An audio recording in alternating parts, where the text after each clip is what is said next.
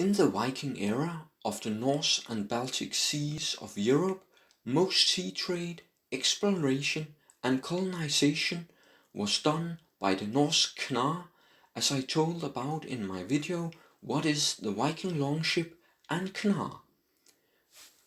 The Knar, however, had a major drawback in its limited carrying capacity.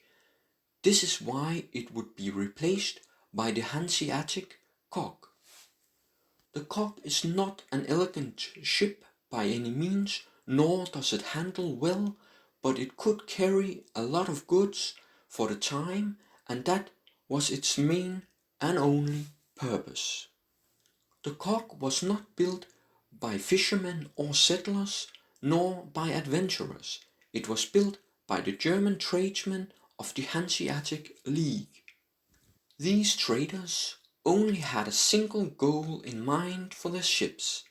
They had to carry goods in the by then well-known waters of the Baltic and Nordic seas, and for this purpose the Kog was excellent and soon outcompeted the Norse Knar.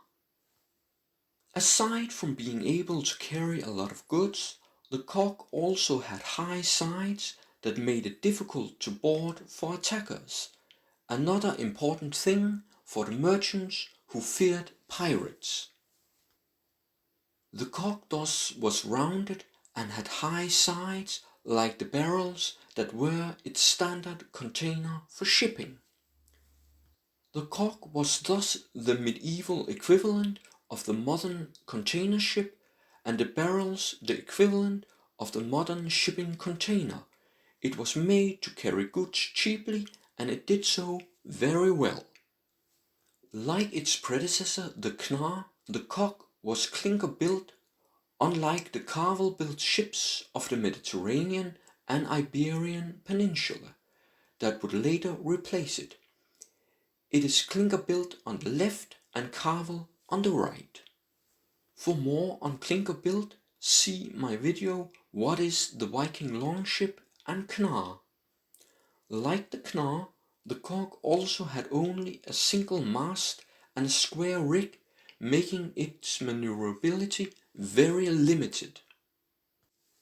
The Kog was not well suited for exploration or sea voyages, and being far heavier than the Knar, could not as easily be dragged or rowed. Unlike the Knar, the Kog did not have an actual keel but a flat underside. This is not good for maneuverability at sea, but it meant that it could sit flat on land.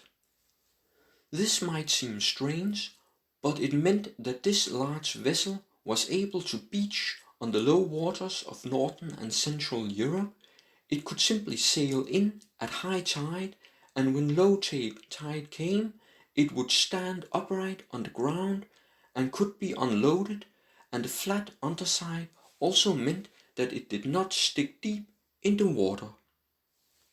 This was excellent for a world where harbors were uncommon and often shallow, and the high side still gave protection when standing on the beach, as it would almost become a castle. The largest single market for the Hanseatic League was the Skanør market in Scania at the southernmost tip of the Scandinavian peninsula.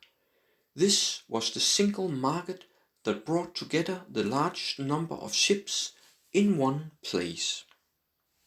The Skanør market had only a single commodity, herring. Every year the herring migration went by the peninsula of Skanør, sparking huge fishing activity.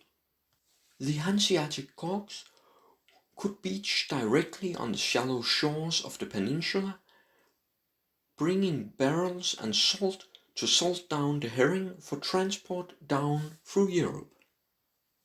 The Kogs could thus also function as fish factories on the shores while the market was ongoing.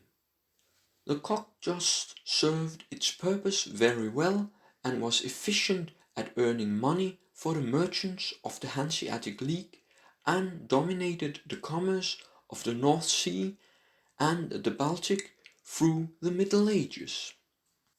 What finally ended the era of the Hanseatic cock was the transition to better harbours and the trade monopolies that the kings granted to these specific harbour towns.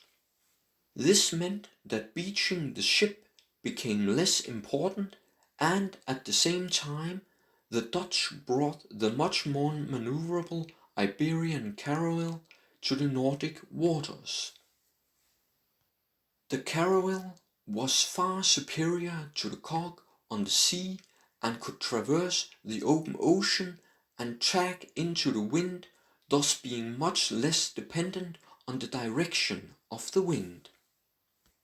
The caravel also had similar carrying capacity to the cock, thus it soon outcompeted it, and so did the Dutch take over from the Hanseatic League, spelling the end of the medieval trade unions.